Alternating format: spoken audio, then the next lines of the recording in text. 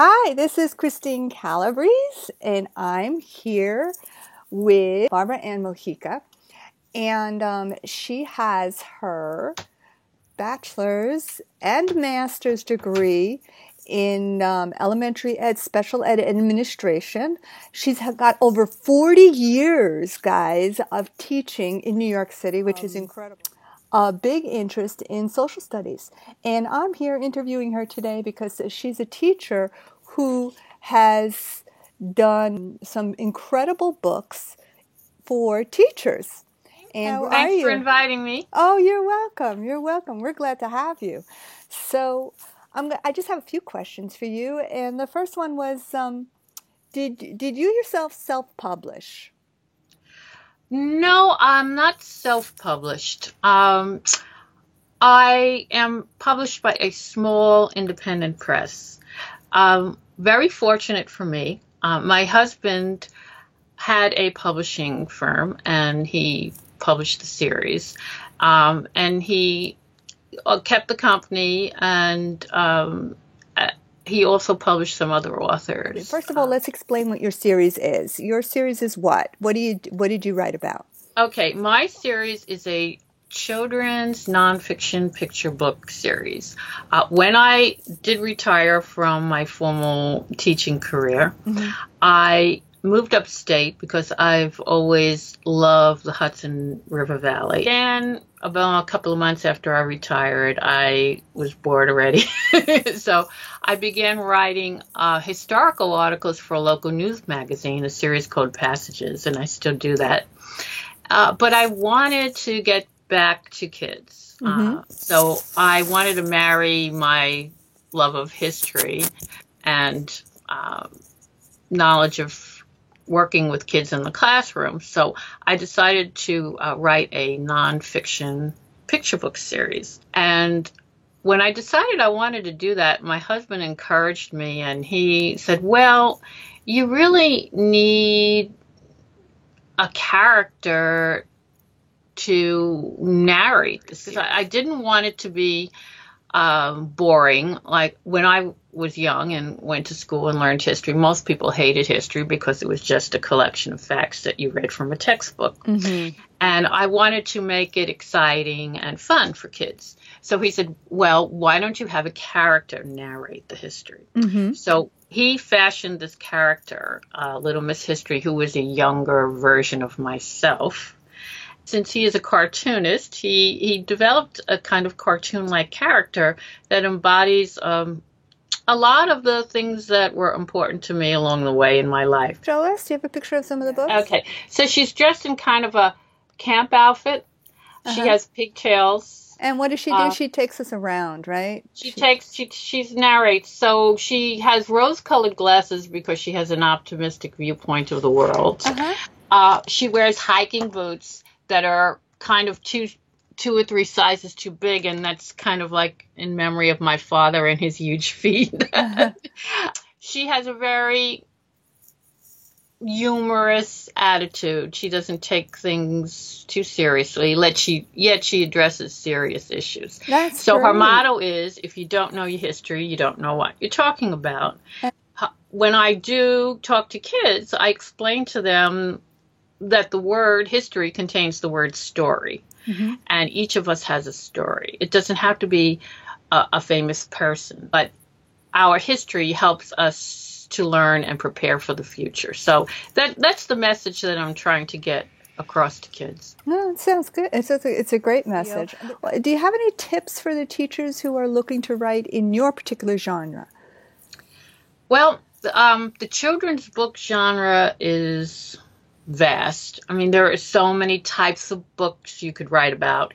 You could write about board books for very young children, learning to read, easy reader books, chapter books, picture books like the ones And you have any tips for those teachers who might be looking for historical nonfiction as well? Any tips for them? Well, I would say write what you are passionate about. First of all, if you don't have a passion for what you're writing, that's going to show through immediately. So it has to be something that you really care about, because you're going to be spending a lot of time doing it. It has to be what you really want to write about. It has to be something that you're willing to rework over and over and over again, because writing for children in a lot of ways is a lot more difficult than writing for older children or adults. Say that. Why is writing for children so hard?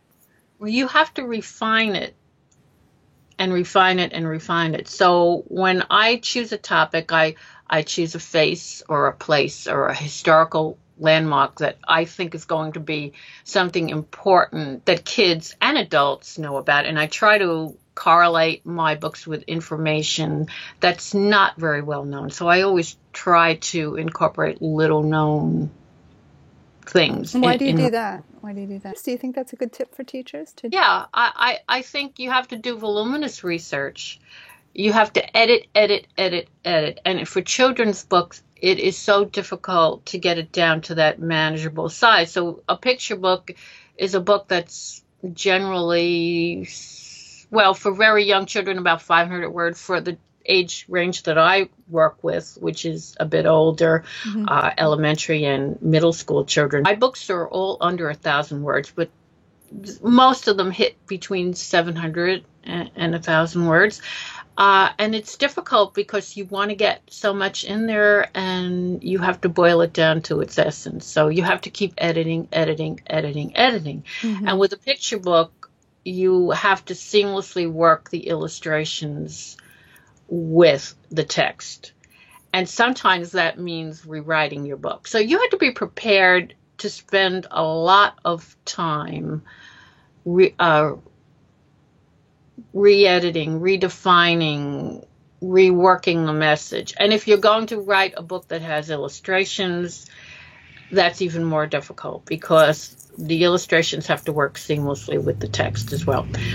Well, how did you find your illustrator? When you were thinking of writing, did you think of a group of people, or did you just know who your illustrator would be, or how did it work? Well, my husband has been illustrating since the age of 5, and he's done children's books for major companies like Random House and Henry Holt, and way back in the beginning of his career.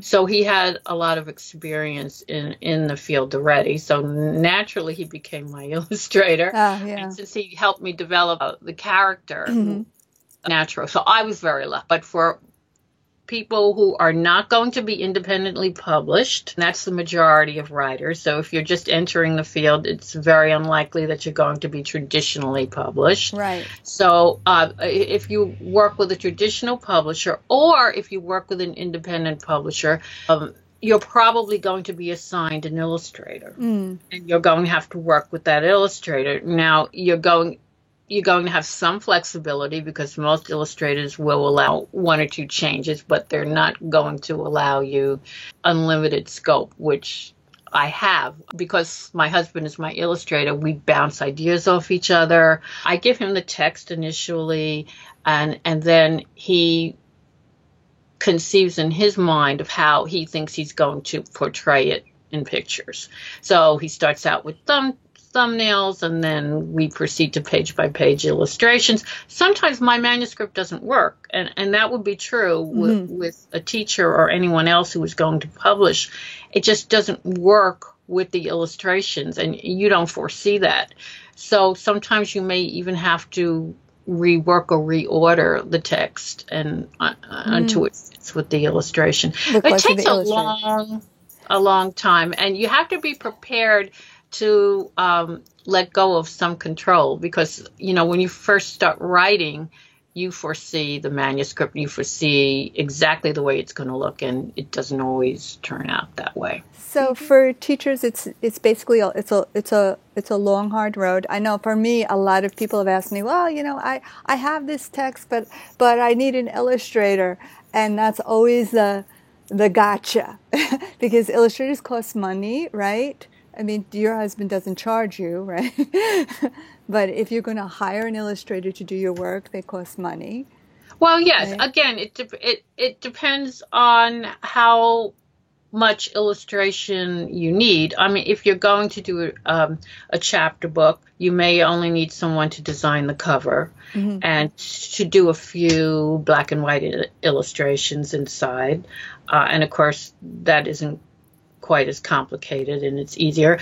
You can find an illustrator through word of mouth if you know other authors. And the first thing you should do if you're thinking of writing a book is to start networking, because you need to build up a network of fellow authors. There's a support group and a buddy group. And I know I have a core group of authors that I keep in touch with, and through email, through my social media outlets. I have a blog. I review children's books on my blog, and I review a lot of books. I'm a top reviewer on Amazon, and my blog, I read a lot of books. I review a lot of books every week. So I post at least twice a week. So that helps me to keep in touch with the market, what's out there, what other authors are doing, what other parents and teachers are looking for. Yeah, that's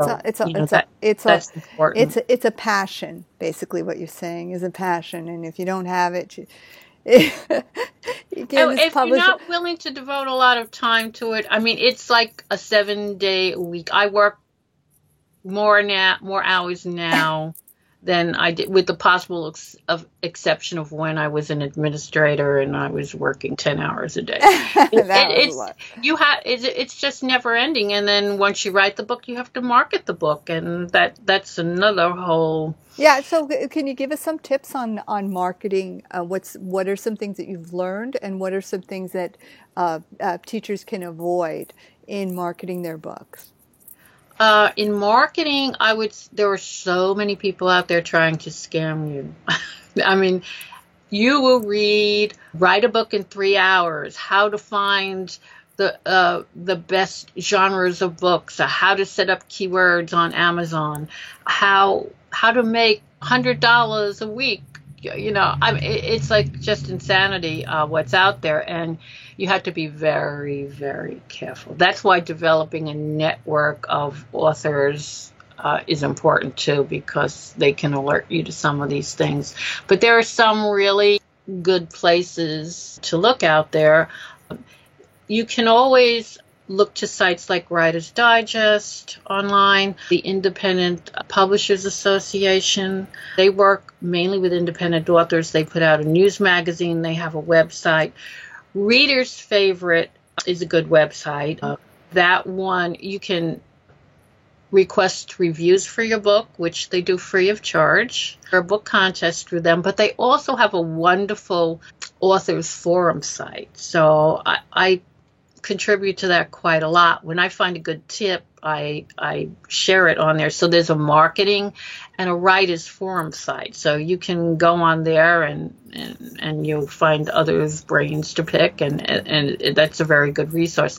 There's another great book out there written especially for indie authors, and another children's book writer, Carol P. Roman. Oh yeah, I heard of her.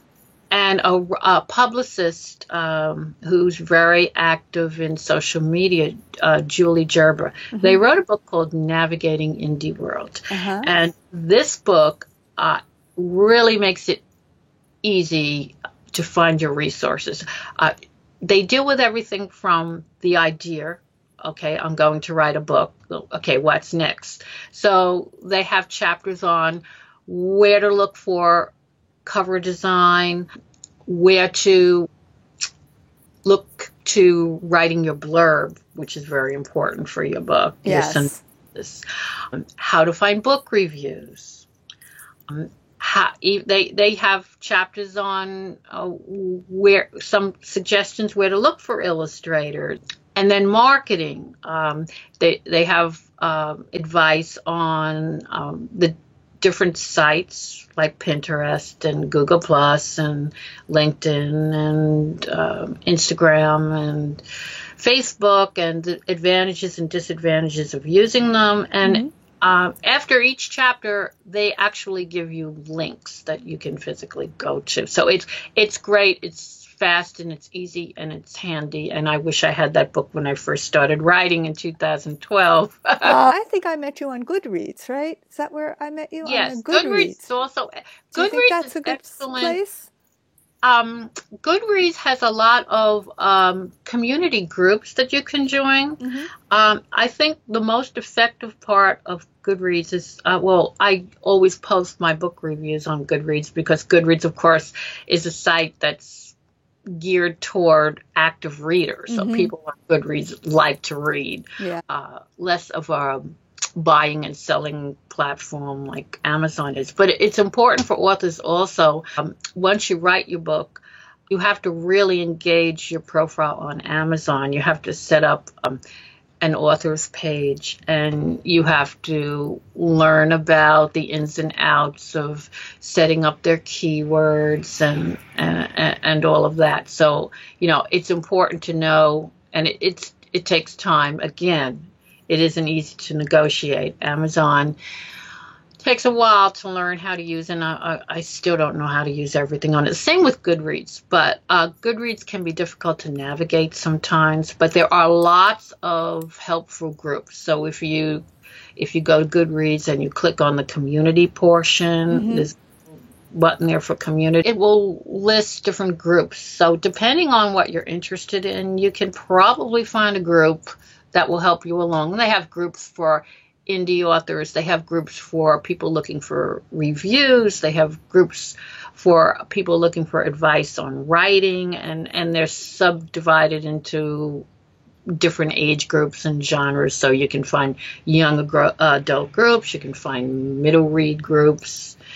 It's pretty much unlimited. We can't do everything, right? So what are your 3 top platforms for promoting your book? Okay, I would say, you're going to probably find this strange, but I probably use Twitter the most. It's short. It gets right to the point. I can use trending topics. I can use the hashtags for upcoming holidays, and I use that a lot. I would say Twitter. I would say my Facebook page, not my personal Facebook page, but I have a fan page for Little Miss History. So it's Facebook, and then it's /littlemisshistory.com. To people that are actively engaged with the series, I have a lot of communication with them on that. And then my blog, which is connected to my website. So my website is simply the littlemisshistory.com. And my blog is bamauthor.wordpress.com, and that also is connected to my website. So my blog is mostly for book reviews and different things connected with books. So I recently was one of the judges in the Sybil's Blogging Award contest. So I am posting my reviews of the finalists and the winners on there. And the biggest part of my blog is the networking with parents and homeschool groups. And you can also take your blog and link it, which is very effective for developing new readers and followers. So I participate in a lot of linkies. The linkies, where they have link ups and you can post your blog entries on the linky. So I do a lot of that. So there are a lot of homeschool groups and a lot of teachers and parents that use these linkies. So you can develop. I've never even heard of that. That's a new one for me. I'm telling you. There's so much to learn here. Random Musings is one, and Mommynificent is another. That's called a linky? Yeah, they're called linkies. I never heard of that. So what you do is the link. It allows you to post a couple of entries from your blog, but it has to be done from a blog, and it doesn't have to be WordPress. It could be another platform. But they have a linky, and it pops up, and you enter very simple information about the URL to your blog, what it's about, and a picture. And what you do is you click on other people's postings, and it's kind of a round robin kind of thing. And you can make a lot of contacts that way. You know. Which takes up more of your time, the writing or the marketing? Well, it depends on what point I am in time. Some days it would be writing. But I would say the majority of the time, marketing. It's just, and it can consume you. I mean, technology is wonderful and it allows us to do so much, but it can be a double-edged sword. I mean, it can just consume you, and it is impossible to keep up with everything.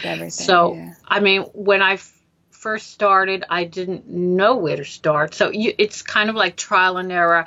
You try one social platform, and if it doesn't work, then you try something else until you find a few things that work the best for you. That doesn't mean that you discard them and you throw them out completely and close your account necessarily. But you have to pick and choose, because it is simply impossible. You could be spending 20 hours a day on social media, just trying to, and you just can't. You just can't keep up. Sometimes I wonder, about the marketing, those little marketing things that they sell, but I just don't think that they would know where to market a book if you as the author know exactly where to go, who your people are. I mean, you're handing it off to somebody who has no concept, especially as a teacher. We know who we're writing for. So that's a big advantage for teachers, because finding your target audience is not necessarily easy. I mean, when you think about writing for children, you're writing for children, but who is buying the book? Right. It's an adult buying the book. So you always have to keep that in mind. And my target market includes teachers, parents, a lot of homeschool parents, and surprisingly, or not so surprisingly, grandparents. Oh, because right. Yeah, grandparents, of course, love to buy books for their children. And when I do book festivals, a large part of the attendees are usually grandparents. Oh, yeah. And I bet grandparents have a big interest in history anyway, disseminating information about history, because the older you get, the more you realize that these kids don't know their history, and we need to do something to bring it over to them. So I bet that is a good idea.